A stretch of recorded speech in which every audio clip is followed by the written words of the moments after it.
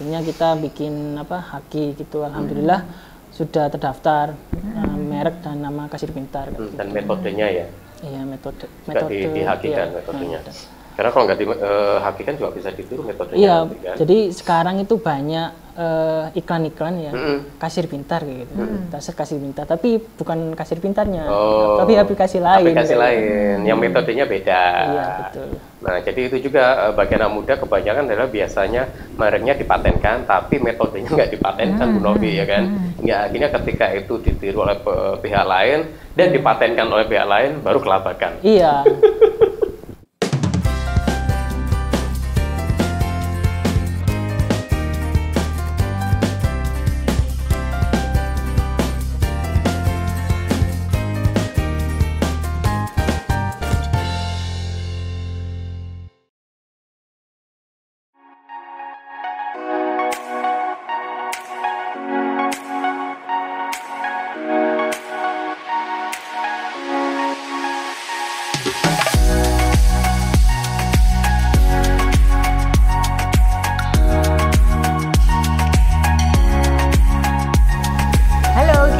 Lagi bersama Enentok, Novi dan Nurdin, dan kita saat ini akan ngobrol-ngobrol lagi dengan salah satu profesi juga anak muda yang luar biasa, hampir seusia anak saya. Kirain seusia sama saya. Separuh usianya Pak Nurdin.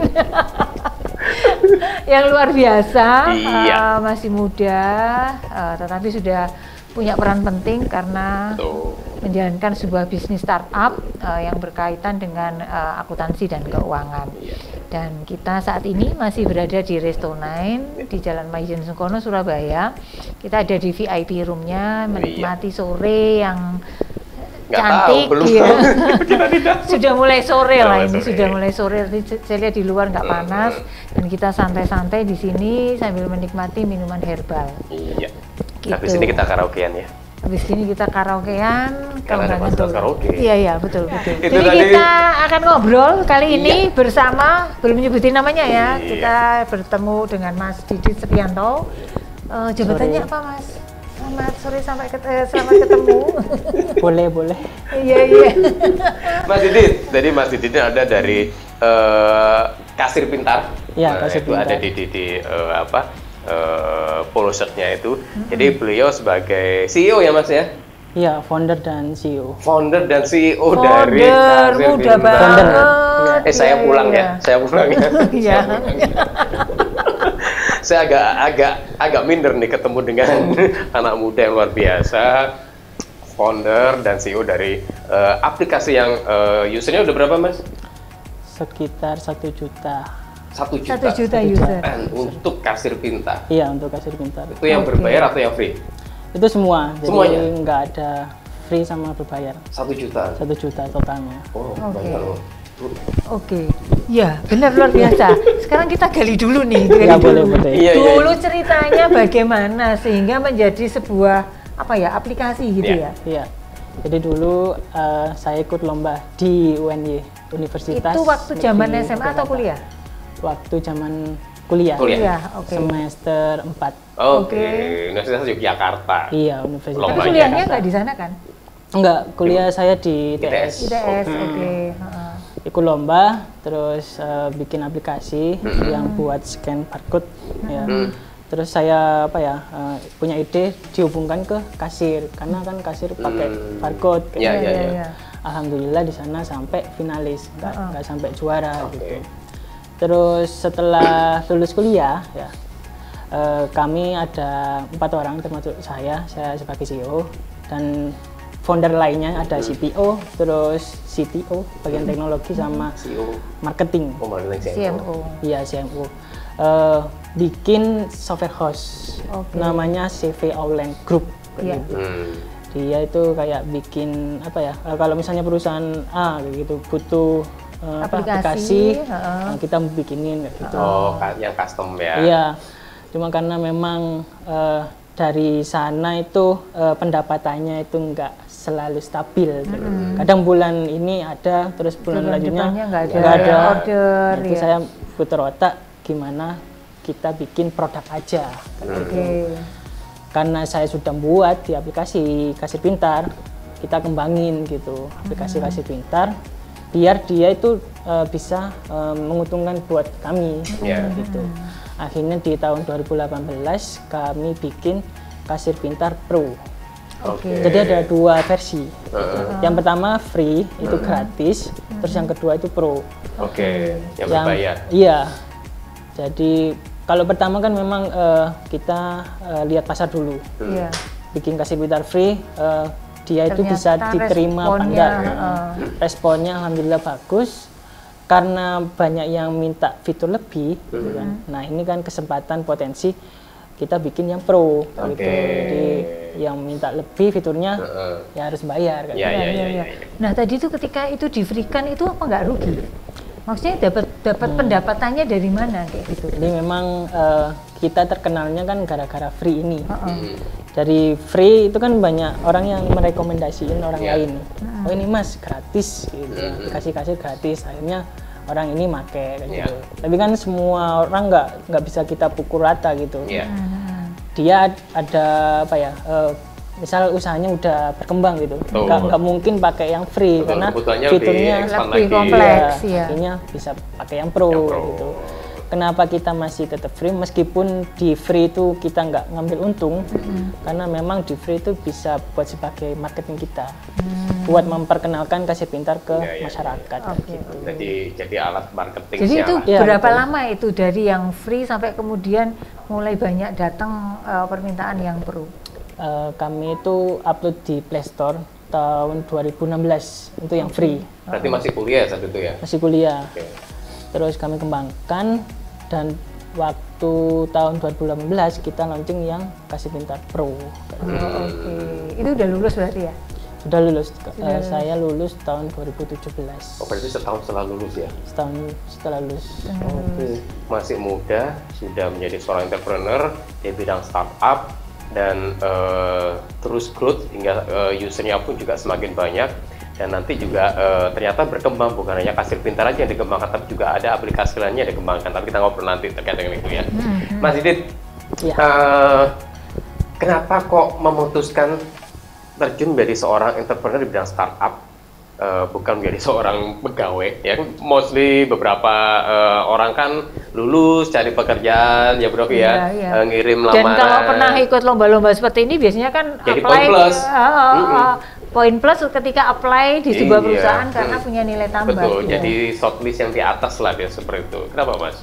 Jadi waktu kuliah itu kan mikir kedepannya kayak gimana gitu kan. Karena saya itu orang yang nggak suka disuruh gitu. Independen orang IT lah kayak gitu. Kan coba-coba gitu. Nggak suka disuruh, sukanya nyuruh. Independen lah lebih tepatnya gitu ya. Pas kuliah itu kan ada apa ya? Saya ada kerjaan sampingan, nyoba kerja di software house juga. Nyoba di software house, kok gini ya apa ya? Setiap kerjaan itu kan diminta sama bos kayak gitu. Terus kayak ruang kita bergerak buat berinovasi gitu sedikit kayak gitu. Akhirnya saya memutuskan bikin perusahaan kayak gitu, bikin usaha. Gimana sih rasanya? Soalnya kan background orang tua kan bukan usaha gitu. Dia itu PNS ya pegawai lah kayak gitu. Pengen ngerasain jadi entrepreneur kayak gitu. Terus karena entrepreneur nggak ada ilmunya, saya cari mentor kayak gitu. Si mentor bilang kalau kamu pengen bantu orang lain ya kamu harus bebas dulu gitu, bebas dari waktu sama finansial kayak gitu. Nah jalannya ya ini entrepreneur kayak gitu. Cuma perbedaan antara misal kita jadi profesional sama entrepreneur kan beda. Kalau profesional itu ada jalan sudah ada jalan lurusnya gitu lah, kelihatan lah. Kalau entrepreneur kan masih nyari jalan kanan kiri, belum kelihatan depannya kayak apa. Cuma kalau misalnya 5 tahun kamu bisa bertahan di entrepreneur, ya udah itu berarti jalanmu kayak gitu. Tujuannya ya buat bantu orang sih gitu. Tapi kan di awal-awal misalnya mas, entrepreneur kan tadi bilang pendapatannya nggak jelas nih. Iya betul. By project kan, dapat nggak. Kira-kira mentalnya gimana saat itu mas? Kalau anak muda lo ya, gitu ya. Kalau tabungan juga belum settle, belum ada kan? Iya, belum ada. Nah. Jadi kalau modal itu dari proyekan juga, proyekan yang seperti tadi itu. Terus kalau masalah mental ya, karena ada bimbingan dari mentor, dia itu mesti bilang kalau 3 tahun pertama itu mesti berdarah-darah gitu, karena kamu masuk ke pasar, entah kamu jadi predator atau yang dimakan sama predator kayak gitu kan. Ya nantinya kalau misalnya kamu sudah ketemu jalannya, ya enak gitu. Betul. Tinggal gimana caranya kita expand kayak gitu. Karena startup sendiri di Indonesia itu kan berdasarkan data 80% itu flop kan gitu Mas. Ya enggak? Gak tahu sih. Jadi 80% itu flop gitu loh kan. 90%. Nah, malah 90% kan flop kan gitu loh. Nah, jadi hanya 10% aja yang bertahan. Nah, ketika Anda sudah sekian tahun, 3 tahun ya berarti ya? Sudah 3 tahun. 3 tahun. 18 3 ya. tahun bertahan nih dengan progres yang seperti itu ya termasuk luar biasa sih kan gitu loh. Karena memang startup itu berdarah-darah sih tadi itu bahwa apakah akan dimakan predator atau jadi predator kan. Iya, belum lagi cari investor. Gimana Mas? Jadi memang tergantung mentalnya gitu, mental dari kitanya. Dan tim ya? Dan tim. Nah, yang paling penting itu tim sih. Kalau misalnya kita visinya sama dan kuat gitu, insya Allah nanti tetap bertahan kayak gitu. Terus kesulitan gitu, karena kalau misalnya kita bikin tim tapi ini kok nggak nyambung gitu kan, nggak ada chemistry itu juga nggak bisa kayak gitu. Satunya Lola ya. Iya, terus di tim itu kan harus ada pembagian tugas masing-masing biar kita nggak crash kayak gitu. Terus juga harus ada perjanjian kayak gitu. Kenapa ada perjanjian? Biar nanti kalau misalnya sudah sukses gitu kan, misal pembagian alokasi saham kayak gitu. Iya, betul. Jadi nggak ada gontok-gontokan kayak gitu. Nah kebanyakan kan anak muda gitu kan pembagiannya nggak jelas. Nggak jelas. Ya jadi kan? kalau sudah gede nanti, wah kekeran. Jadi ribut. Kalau masih kecil masih masih mau berjibaku semua sudah mulai kelihatan. Dan mentalnya tuh luar biasa kan gitu loh, bahwa ini adalah visinya harus kuat dan dilakukan bersama-sama. Kan tidak banyak anak muda seperti itu. Nah kebanyakan startup flop kan karena itu, dimana komitmennya itu juga antar tim juga nggak kuat kan ya Mas Yuda ya. Terus kemudian terkait dengan tadi bahwa tidak ada pemahaman visi yang kuat juga gitu kan, dan pembagian yang tidak jelas tadi itu, hingga akhirnya si A itu sahamnya berapa, si B berapa juga nggak jelas kan gitu, karena seperti itu kan. Oke, Mas Didit, Kasir Pintar, kenapa kok memilih Kasir Pintar bukan startup yang lain? Apa karena dari lomba awal tadi itu dikembangkan ya? Iya, karena sebelumnya sudah bikin startup yang lain juga. Yang lain lebih ke edukasi gitu, cuma ternyata nggak bisa diterima pasar. Dan akhirnya ya kita fokus ke Kasir Pintar gitu. Sudah berapa startup yang dicoba saat itu? Nggak akhirnya fokus ke Kasir Pintar? Sebenarnya kita itu bikin produk itu dari proyekan, dari software house gitu. Dari hasil itu nanti kita bikinin produk gitu. Ternyata nggak terlalu berhasil karena memang pasarnya nggak cocok, kan memang beda gitu, B2B sama B2C. Iya. Kalau Kasir Pintar kan B2C. Iya, B2C. Oke. Kalau yang software itu kan B2B. Kadang nggak cocok sama kalangan-kalangan tertentu gitu. Dan lebih lama lagi kan pengerjaannya. Kalau Kasir Pintar berarti segmennya ke mana? UKM kah atau? Kalau awal-awal kita fokus ke UMKM. Habis itu ke UKM.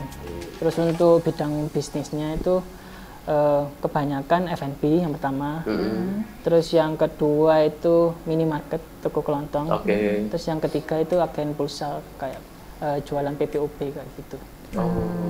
Yang lain kayak laundry, terus misal pelatihan-pelatihan atau bisnis lain itu ada, cuma nggak terlalu banyak. Yang topnya tadi itu 3. F&B, kelontong sama PPOP gitu. Oke. Mas, kalau tadi itu kan dipakainya digunakannya free gitu ya. Kalau free itu waktu awal tuh enggak ada kepikiran bahwa ini akan ditiru orang lah kayak gitu. Tapi dipatenkan kan ya? Sudah dipatenkan? Sudah, ya? alhamdulillah. Jadi kalau dulu kan nggak pernah mikir kayak kita harus matenkan, kita bikin perusahaan, tapi karena ada mentor, jadi kita mentornya dari mana? Dari disebutkan mentor? Dari saudara ada, dari investor juga ada kayak gitu. Jadi kan kita punya gambaran nanti. Akhirnya kita bikin haki gitu, alhamdulillah sudah terdaftar merek dan nama Kasir Pintar. Dan metodenya ya? Iya, metode dihakikan metodenya. Karena kalau nggak dihakikan juga bisa ditiru metodenya. Iya, jadi sekarang itu banyak iklan-iklan ya, Kasir Pintar gitu. Dasar Kasir Pintar, tapi bukan Kasir Pintarnya, tapi aplikasi lain. Aplikasi lain, yang metodenya beda. Iya, betul. Nah, jadi itu juga bagi anak muda kebanyakan adalah biasanya mereknya dipatenkan, tapi metodenya nggak dipatenkan, Bu Novi, ya kan?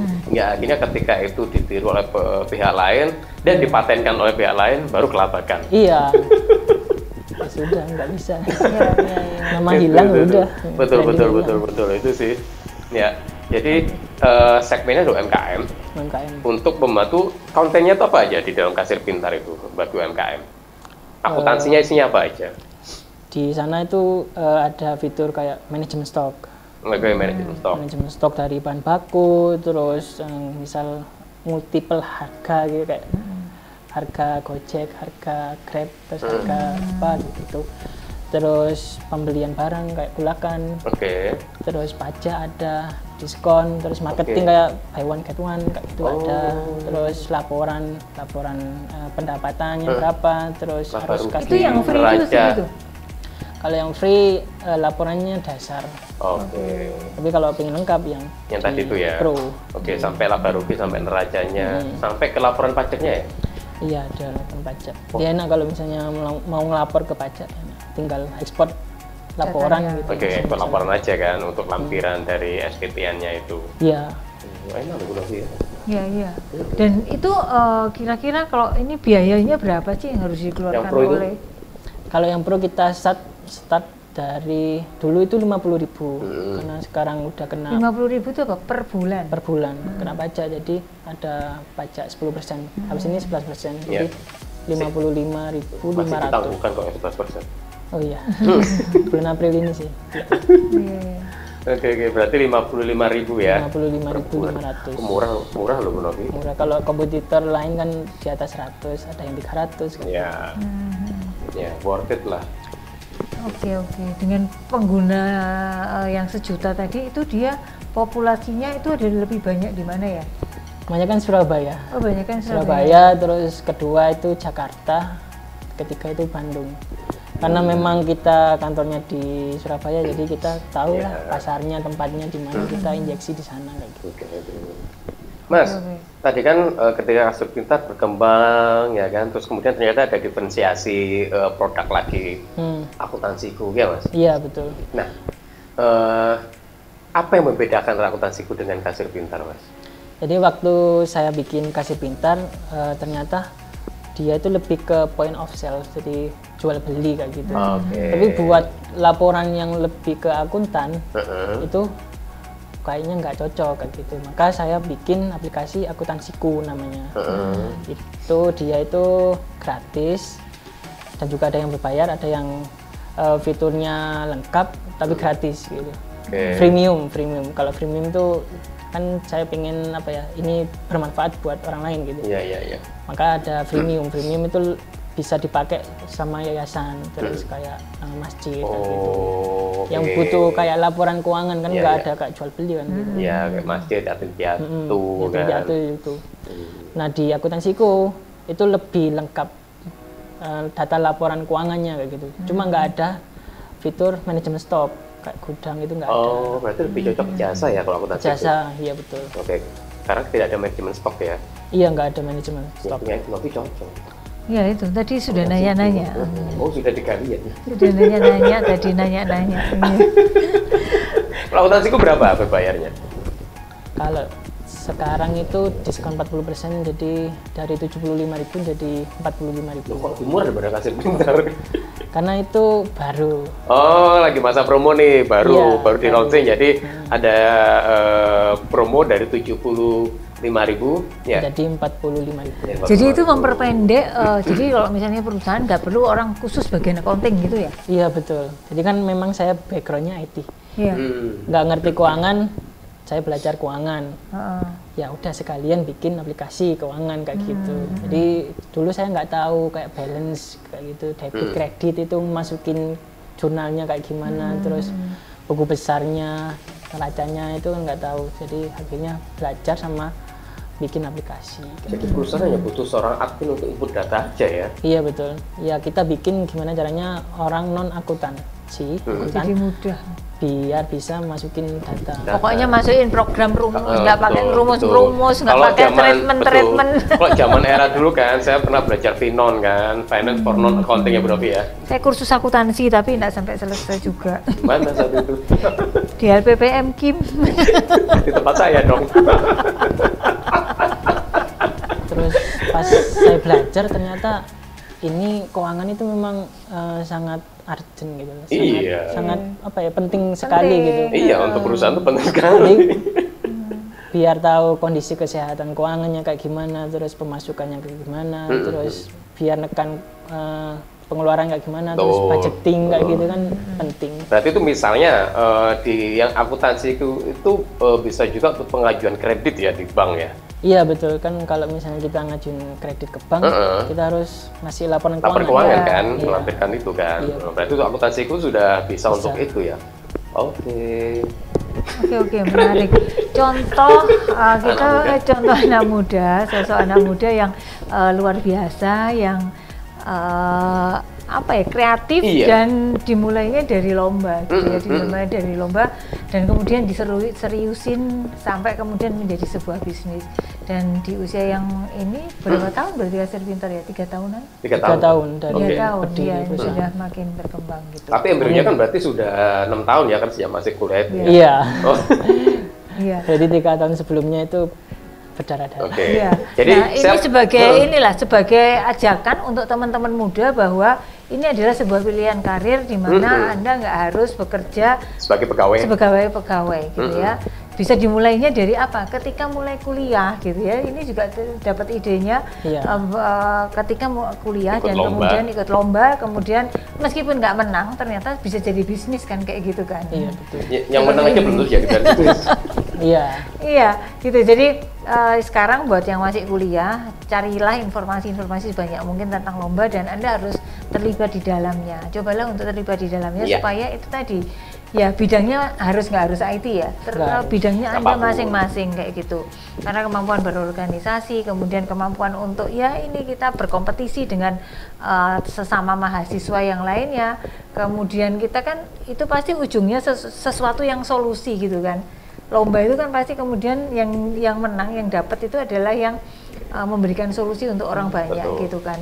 Nah, lakukanlah seperti itu supaya kemudian ini tadi bisa menjadi sebuah bibit untuk kemudian dikembangkan menjadi sebuah usaha yang seperti ini. Jadi lulus sudah nggak perlu banyak value. Lulus nggak perlu Anda bingung-bingung bikin CV yang banyak, terus kemudian ngelamar kerja ke sana kemari, terus kemudian ada masa tunggu, nggak kerja gitu kan ya, masih nganggur gitu kan. Kalau kemarin kan nggak ngalamin seperti itu kan, bener.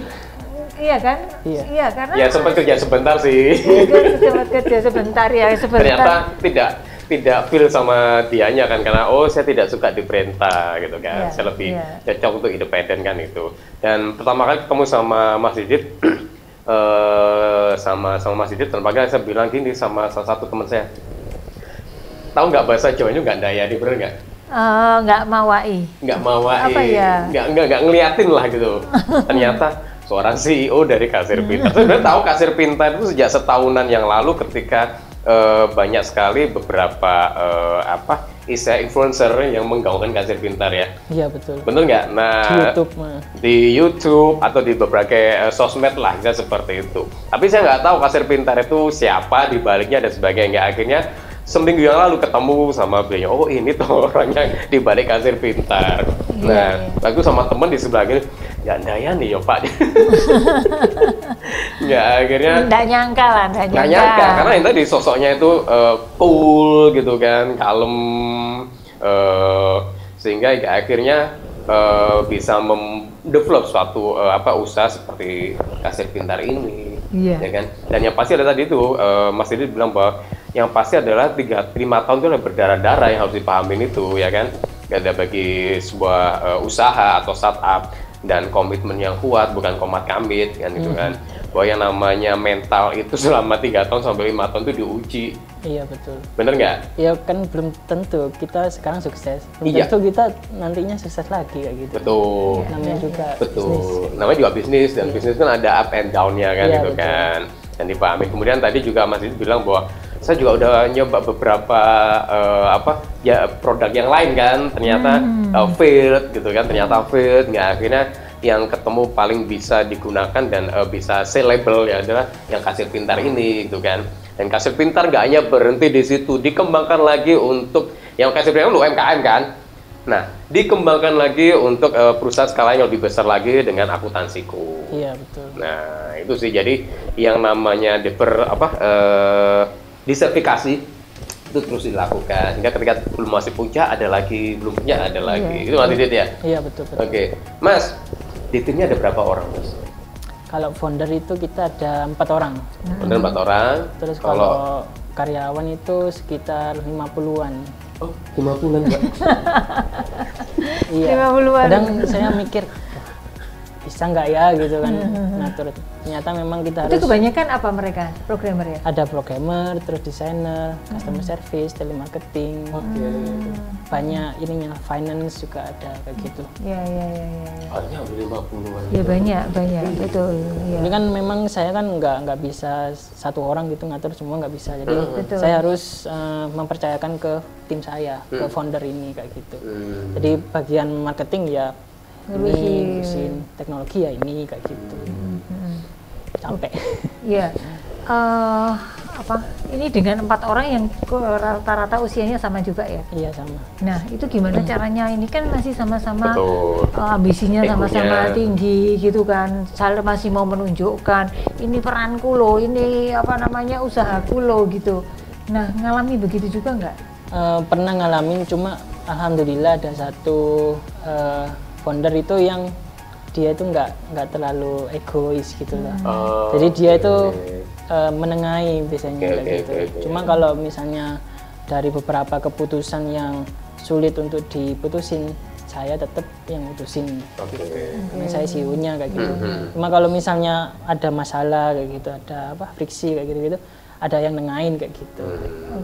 Makanya kalau milih tim itu jangan satu karakter. Iya betul, jadi harus beda gitu. Ada yang lembut, ada yang keras kayak gitu. Kalau lembut tuh nggak enak, kalau keras tuh juga nggak enak. Iya. Dulu milih mentornya gimana cara Mas? Karena menurut saya salah satu peran suksesnya adalah mentornya. Ya gitu. Sebenarnya kita itu nyari gitu. Dia itu jago di bidang mana gitu. Ya kita temuin kayak gitu. Entah kita ngasih janjian ketemuan di sini gitu, kita yang traktir kayak gitu kan lebih enak, sambil kita silaturahmi kayak gitu. Jadi dia nyeritain pengalamannya, terus dia nyeritain jangan ke sini, terus kamu harus ke sini gitu. Sekedar kita nyari ilmu ke sana. Tadi cari mentor yang tepat ya? Iya betul. Iya kalau misalnya bidangnya itu ya mentornya IT kayak gitu. Mas, sudah BEP belum Mas 3 tahun ini? BEP, break-even point.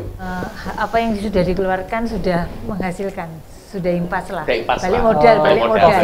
Alhamdulillah. Balik modal. Ya alhamdulillah kita itu startup, meskipun startup, kalau yang lain kan biasanya modalnya banyak ya. Modalnya banyak, terus bakar uang, tapi profitnya nggak ada kayak gitu. Tapi kalau saya itu main ke profit, bukan main ke value kayak gitu.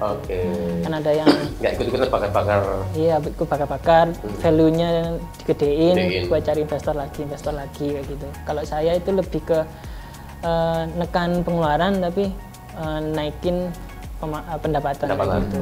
Gimana caranya biar ini benar-benar company yang profitable dan sehat secara keuangan. Sehat, betul. Jadi kita nggak kepikiran dari investor. Biasanya kan kalau investor kan ini harus ini nggak gitu, karena dia kan yang gelontorin modal. Iya, yang kontrol akhirnya investor kan. Iya, betul. Apalagi anak muda kan, lebih gampang dikontrol soalnya. Yang kalau misalnya kita mainnya profit, jadi aman lah, tenang kayak gitu. Jadi nggak ada investor ya, atau sudah ada? Sudah ada kayak gitu, cuma kita mainnya ke profitable. Oke. Oke, Mas, ada ini nggak? Tolong teman-teman muda gitu, kalau yang mau terjun ke dunia wirausaha seperti Anda gitu, atau startup, itu apa yang harus dia lakukan gitu? Mungkin silahkan berpesan supaya kemudian mengencourage mereka untuk bisa ini sebagai alternatif karir gitu loh.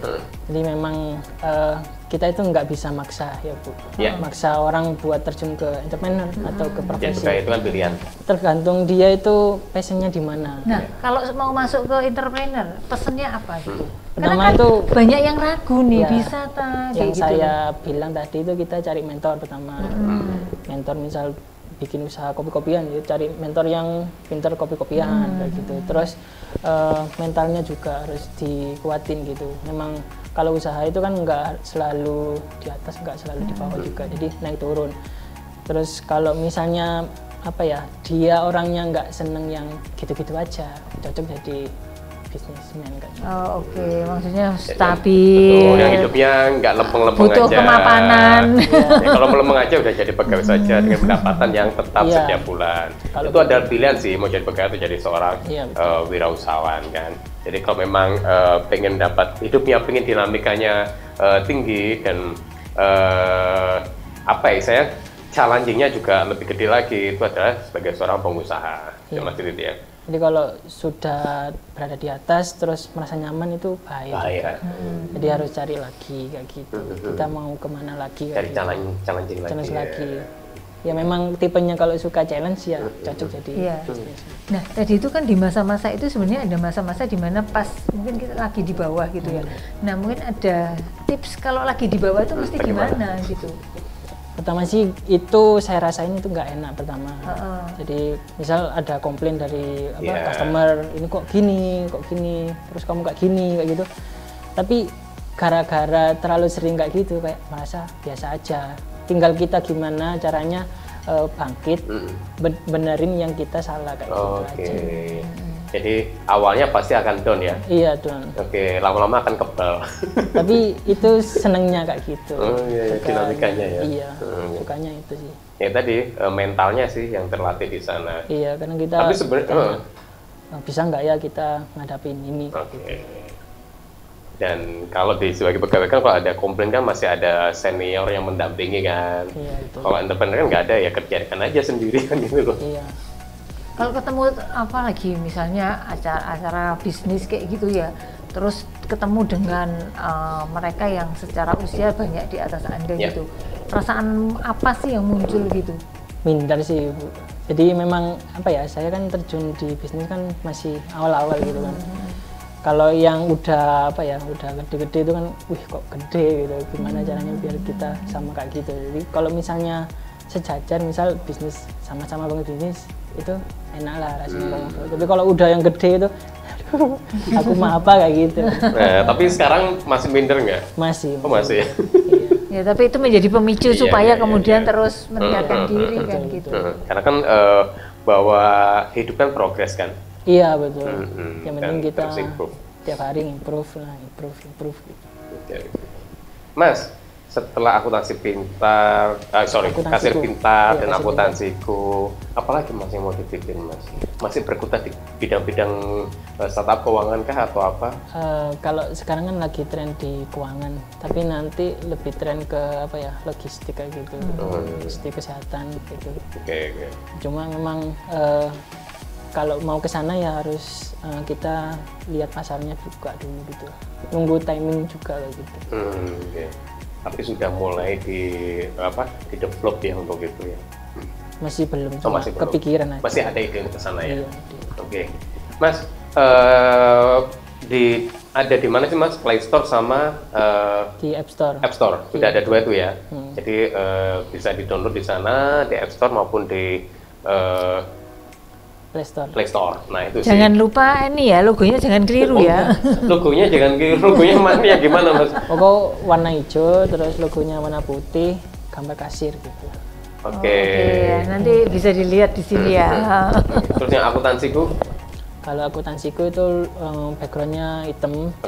Terus bentuk hurufnya A. Warna biru muda sama ungu kalau nggak salah. Oke. Karena khawatirnya salah. Iya, beda warna aja. Ungu sama biru hampir sama ya. Iya, makanya itu. Nah, jadi jangan salah dengan aplikasi yang original ya kan, Kasir Pintar maupun akuntansiku. Dan yang satu hal bisa ditarik di sini adalah kembali lagi bahwa anak muda pun juga bisa sukses dengan asal mempersiapkan mentalnya dengan baik, bahwa yang namanya hidup itu adalah progres dan harus improve terus. Nah, bahwa yang namanya komplain itu adalah ibaratnya jamu, ya kan, yang menyehatkan sih sebenarnya. Ya akhirnya kita pahit tapi membuat sehat. Nah, pahit tapi membuat sehat, karena dari situ kita bisa mencari suatu solusi ya, bagaimana handle komplain itu kan. Nah, jadi itu yang harus dilakukan. Kemudian inovasi itu tadi terus dilakukan. Kalau tadi Mas Didit bilang, saya dulu pernah jadi pegawai tapi nggak bisa berinovasi, terbatas dan sebagainya, karena ada istilahnya aturan-aturan yang membatasi untuk itu kan. Ya akhirnya terjun sebagai seorang bisnismen untuk bisa terus berinovasi. Nah, kemudian visi di tim itu yang kuat, ya kan, teamworknya juga satu visi itu juga kuat. Biar usahanya juga tetap langgeng, tetap jalan. Kemudian pembagian kerjanya dan pembagian sahamnya juga harus jelas. Betul. Kalau enggak akan gontok-gontokan. Nah, seringkali startup yang terjadi adalah ketika komitmen antar timnya juga nggak jelas, kemudian pembagiannya juga nggak jelas, baik pembagian kerja maupun pembagian sahamnya, ya. Terus hingga akhirnya ketika itu nggak jelas, gontok-gontokan, ya akhirnya bisnis nggak akan jalan terus. Nah, yang juga dipahamin bahwa yang namanya bisnis 3 tahun dari 5 tahun pertama adalah berdarah-darah, dengan jadi biasanya break even point itu akan muncul di tahun ketiga sampai tahun kelima. Setelah itu ya akan ada menikmati hasilnya dengan sukacita, Ibu Novi ya. Betul ya? Oke, terima kasih sharingnya. Pastinya menginspirasi teman-teman muda gitu yang ingin nanti setelah lulus kuliah mereka masuk ke wirausaha dan menekuni bisnis startup apapun lah bentuk bisnisnya. Dan thank you sekali lagi untuk Resto9 untuk tempatnya. Kita di salah satu ruangan VIP-nya, temanya gold di sini. Dan kita menikmati minuman herbalnya. Iya, dari jamu ibu. Dan kalau Anda ingin menikmati live music, di lantai 2 itu ada Max The Jazz itu kan, jadi menikmati suasana musik jazz. Kemudian di sana juga sambil berwine-winean, sambil minum wine di sana. Ada banyak jenis wine di sana. Kemudian atau mau sambil menikmati cerutu sigar dari Wismilak juga ada di sana. Jadi tempatnya oke banget. Yang pasti adalah kalau Anda pengen menikmati suasana di tengah kota tapi tidak serasa di pusat kota, juga bisa di sini, karena tadi kayak di resort ya. Betul. Yang maksud tadi kan nggak kerasa kalau di pusat kota ya. Iya betul. Suasananya adem kayak di resort ya, pegunungan. Nah itu baru di tengah kota kan. Jadi kalau mau makan sambil menikmati suasana yang tidak terlalu hektik, bisa di Resto9. Dan bisa untuk pertemuan-pertemuan juga. Oh iya, ada ruang pertemuan juga. Terus kemudian internetnya didukung oleh Padinet dengan kekuatan yang luar biasa. Pernah ada event di sini pakai Padinet, eventnya event virtual. Nah, event virtual kan butuh dedicated internet kan. Nah, Padinet mensupport dengan luar biasa. Ya, itu ya, Bu Novi ya. Jadi itu episode dengan Mas Didit terkait dengan aplikasi Kasir Pintar dan akuntansiku. Jangan lupa bisa di-download di sana, manfaatnya luar biasa, terutama untuk industri UMKM dan UKM. Ya. Betul. Nah, kalau yang di Kasir Pintar itu ada stok barang. Nah, kalau yang di akuntansiku tidak ada, jadi lebih cocok untuk industri jasa yang di akuntansiku. Itu sih. Jadi terus pantengin Entok untuk episode berikutnya dengan narasumber yang luar biasanya, atau tema kami berdua yang kami bahas terkait dengan karir ya Bu Novi ya. Betul. Nah, terus pengembangan diri, tentang office matter. Betul. Nah, itu yang bisa juga dipantengin di sana. Jangan lupa ya, like, comment, dan subscribe di bawah. Ya. Dan share apabila teman-teman Anda pengen menjadi seorang pengusaha, wirausahawan atau startup seperti Kasir Pintar seperti Mas Didit ini. Ya, sampai ketemu lagi Entok di episode berikutnya.